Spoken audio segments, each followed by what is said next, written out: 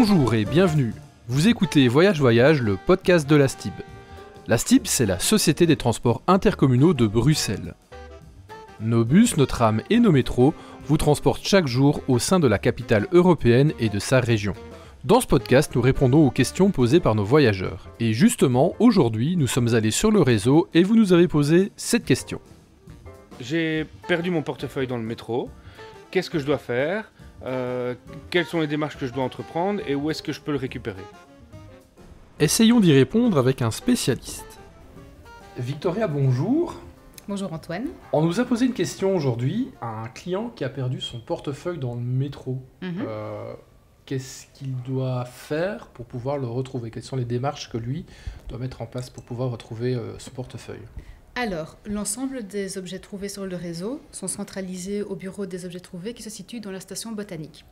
Vous écoutez Victoria Haak, elle est Team Leader Customer Care Level 1 and Knowledge à la STIB. Donc, le mieux pour un client qui a perdu son portefeuille, ce serait de remplir le formulaire de contact qui est disponible sur notre site et d'y indiquer un maximum de détails sur son portefeuille qu'il a perdu. Si nous l'avons récupéré, le client sera recontacté et il pourra venir récupérer son portefeuille au bureau des objets trouvés. Et justement, ce bureau des objets trouvés il se situe à la station botanique. Oui, tout à fait. Et pourquoi botanique et pas ailleurs en fait ? C'est une décision qui a été prise ou... C'est une décision qui a été prise un peu avant mon temps. Donc voilà, à mon avis, c'était aussi parce qu'il y avait ces locaux-là de disponibles. Aussi pour la gestion du stock, il y avait pas mal d'espace. Donc voilà, vu que voilà, on a quand même pas mal d'objets que l'on retrouve sur le réseau, il fallait quand même avoir assez d'espace pour les stocker. Et donc le choix s'est fait sur Botanique. Tu dis qu'il y a pas mal d'objets qui sont retrouvés. C'est plus ou moins combien par an ? Alors, sur les 3 dernières années, on a comptabilisé plus ou moins 7400 objets. Ah ouais ? Oui, effectivement. C'est pas peu. D'accord. Et justement, ces objets, donc tu parles de stockage, combien de temps on les conserve en fait ? Alors, les objets sont conservés pendant 2 mois et ensuite, ils sont remis à des associations caritatives. D'accord. Et n'importe quel objet ? N'importe quel objet, tout à fait. Pour revenir sur la question de base, la personne qui perd son portefeuille, elle a donc 2 mois pour venir récupérer son portefeuille. Exactement. Et si elle remplit le formulaire de contact, nous, on la contacte alors proactivement si on a récupéré son objet. Ok. Et donc, elle perd son portefeuille, quel justificatif elle doit donner ? Alors, quand elle se présente au bureau des objets trouvés, on va lui poser des questions sur son portefeuille, donc de quel type de portefeuille il s'agit, la couleur, qu'est-ce qu'il y avait dedans. Et donc, c'est comme ça que l'on peut être sûr que l'on remet l'objet à la bonne personne. Donc, vraiment en posant des questions sur l'objet même, ce qu'il y avait dedans. Peut-être, voilà, s'il y a une carte d'identité, à quel nom, la date de naissance, ou ce genre de choses. C'est vraiment un descriptif de l'objet, quoi. Exactement. Et ça, c'est pour n'importe quel autre objet. Parce qu'il n'y a pas que des portefeuilles qu'on perd, on perd plein de choses, effectivement. J'avais une question toujours, c'est est-ce que quelqu'un peut venir à ma place ? Imaginons que je perds mon portefeuille dans le métro, est-ce que quelqu'un peut venir à ma place ou est-ce que je dois me présenter en personne pour... Un tiers peut venir à la place de la personne, sans souci. À ce moment-là, il faut qu'il y ait une preuve que le tiers a bien mandaté cette personne pour venir récupérer son objet. Donc une preuve écrite, par exemple ? Par exemple, voilà, oui, tout à fait. Ok. Et pour récupérer un objet que j'ai perdu, est-ce qu'il y a un coût administratif ? Oui, tout à fait. Donc là, quand on récupère un objet, donc on demande une copie de la carte d'identité au client et il doit payer 5 €. Si je me mets à la place de quelqu'un qui trouve un objet dans un métro, ou dans un tram, ou dans un bus, qu'est-ce que je dois faire en fait ? Alors le mieux est de le donner à du personnel STIB. Donc si on est dans un bus ou dans un tram, au chauffeur par exemple, qui lui va de toute façon vérifier aussi son véhicule s'il n'y a pas des objets qui sont perdus.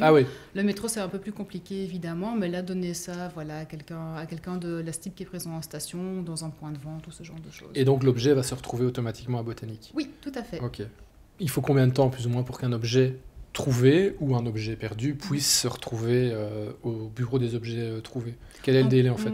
En général 4 à 5 jours ouvrables. 4-5 jours ouvrables quand même. Le temps que tout suive son cours en fait, que l'objet soit remis au dépôt, que le dépôt, avec le service postal, transfère ça au bureau des objets trouvés. On compte à la grosse louche 4 à 5 jours ouvrables. Il y a des objets que vous n'acceptez pas dans cette démarche justement d'objets perdus, d'objets trouvés ? Oui, ce qu'on n'accepte pas, ce sont les objets qui posent un souci d'hygiène. Donc par exemple des boîtes à tartines avec des vieilles tartines dedans, ce genre de choses. Tout ce qu'il y a à la nourriture. Exactement, ou des sacs de piscine mouillés, parce que faut pas oublier que ça reste 2 mois dans notre stock, donc je ne t'explique pas dans quel état on pourrait retrouver ça. Je pense que le sac il marche tout seul dans le bureau. Et ce qui est cassé. Parce que un objet cassé, ça n'a aucune utilité de le garder, donc ça, on ne prend pas non plus.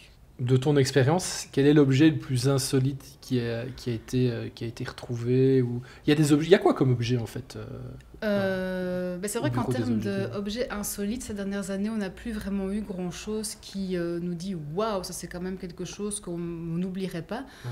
Mais par contre, les anecdotes qu'on reçoit toujours des personnes qui viennent visiter le bureau des objets trouvés, c'est comment les gens font pour oublier une poussette.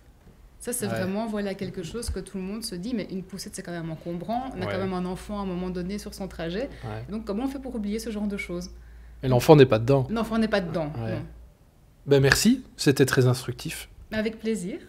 Et voilà, vous en savez plus sur la STIB désormais. Well, miss, I guess I'll be on my way now.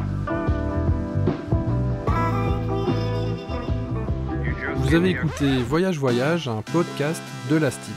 Nous espérons qu'il vous a plu. On se donne rendez-vous au prochain épisode pour d'autres infos liées à la STIB. D'ici là, n'oubliez pas de voyager avec les transports publics. De valider, bien sûr, et d'apprécier de bouger en bus, en tram ou en métro dans le tout Bruxelles. Allez, salut!